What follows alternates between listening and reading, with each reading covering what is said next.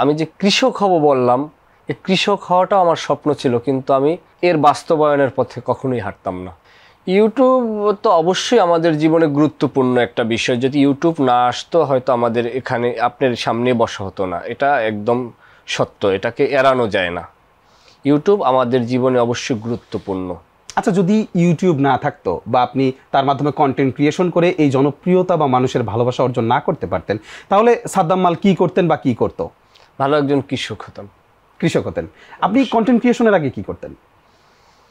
আমি আসলে বরাবরই একটা অলস মানুষ, তেমন কিছু করা হয়নি আমার। তবে আমি যে কৃষক হব বললাম, এই কৃষক হওয়াটাও আমার স্বপ্ন ছিল, কিন্তু আমি এর বাস্তবায়নের পথে কখনোই হাঁটতাম না। মানে খুবই অলস প্রকৃতির মানুষ ছিলাম এক কথায় বলতে। মাথার ভিতরে শুধু অভিনয়টাই কাজ করতো। আর তখন তো আসলে ইউটিউব ফেসবুক বলতে ওরকম কিছু ছিল না। স্থানীয় একটি নাট্য দলে কাজ করতাম, এই পাশাপাশি কিছু সামাজিক কাজের সাথে জড়িত ছিলাম। এমনিতে খুব বড় করে কোনো কিছুই আমার করা হয়নি নাটক করার আগে। আচ্ছা, আপনি কোন বয়স থেকে এই অভিনয়ের সাথে জড়িত? খুব অল্প বয়সী বলা যায়। না, কত বয়স থেকে? 10-11 বছর বা 12 বছর। এই 10-11 বছর থেকে আসলে কিভাবে হাতে খড়ি হলো অভিনয়ের? এটা আমার একটা আমি যেই প্রাইমারি স্কুলে প্রথম লেখাপড়া করেছি, হোসেনপাড়া প্রাথমিক বিদ্যালয়, সেখানে আমার শিক্ষকরা ছিল। ওখানে ওই আগে তো ইউনিয়ন জুড়ে একটা স্পোর্টস হইতো।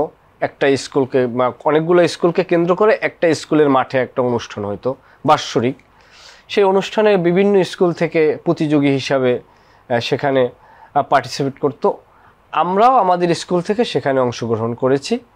এবং কি আমাদের যে শিক্ষকরা ছিল তারা হয়তো আমাকে দিয়া করতো, কৌতুক, যেমন খুশি তেমন সাজো, এ সমস্ত অংশগ্রহণ করাতো। আর ওনারা বুঝতে পারতো হয়তো আমার ভিতরে ভিন্ন কিছু আছে আর কি একটা। আর আমিও সবসময় এটাই ভালো লাগতো ছোটোবেলা থেকে। সেখান থেকে ভালো লাগা, তারপরে আমাদের কুয়াকাটা শিল্পী গোষ্ঠী নামের একটি সংগঠন ছিল, সেই সংগঠনে যোগদান করা হয়। সেখানে দীর্ঘ সময় কাজ করা, তারপর 2020 সালে আমাদের ইউটিউবের যাত্রা শুরু হয় কুয়াকাটা মাল্টিমিডিয়ার মাধ্যমে।